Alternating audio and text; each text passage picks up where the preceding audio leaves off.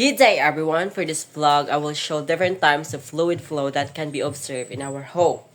Fluid flow refers to how liquid or gases move, and this can be classified based on time, space, motion, and direction. So in this video, I will identify the different types of fluid flow including steady and non-steady, uniform and non-uniform, rotational and non-rotational, and 1, 2, and 3-dimensional flow. First is steady flow. Steady flow occurs when the fluid's velocity remains constant over time. This means that the speed and direction of the fluid do not change. An example of this is water flowing continuously from a faucet that is turned on at a constant level. As you can see, the water flows smoothly and consistently. If we observe it over time, there is no change in its behavior.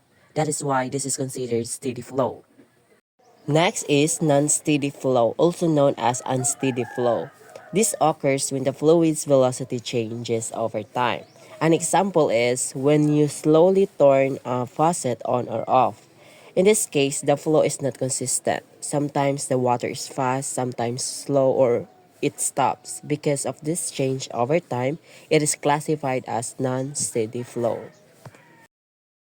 The next type is uniform flow. Uniform flow happens when the velocity of the fluid is the same at every point in space. An example is water flowing through a long garden hose. Inside the hose, the water moves at a consistent speed and direction throughout. Since there is no variation from one point to another, it is considered uniform flow. On the other hand, we have non-uniform flow. This occurs when the velocity of the fluid changes at different points. An example is water coming out of a hose and spreading outward. As the water leaves the hose, it moves faster near the opening and slows down as it spreads, because the velocity varies depending on location. This is non-uniform flow. Next is rotational flow. Rotational flow occurs when fluid particles rotate or spin as they move. A good example is stirring milk. When the milk is stirred, it moves in a circular motion and the particles rotate around the center. This spinning motion shows that the flow is rotational. In contrast, non-rotational flow occurs when fluid particles move without rotating. An example is smooth water flow from a faucet. The water flows straight downward without any swirling or spinning motion. Since there is no rotation involved, it is considered non-rotational flow. Now let's move to flow based on dimensions. First is one-dimensional flow, where the fluid moves in only one direction. An example is drinking through a straw. The liquid moves straight from the glass to the mouth in a single direction, making it one-dimensional flow. Next is two-dimensional flow. This occurs when the fluid moves in two directions, which are length and width. An example is water spreading on a flat surface.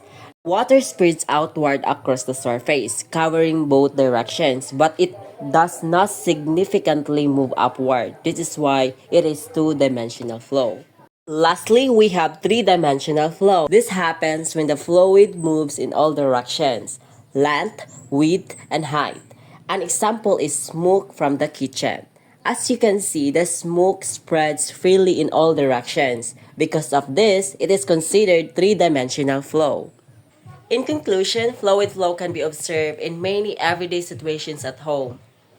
By identifying these examples, we can better understand the different types of fluid flow such as steady and non-steady, uniform and non-uniform, rotational and non-rotational, and dimensional flows. This shows that science is all around us and can be easily observed in our daily lives. Thank you for watching.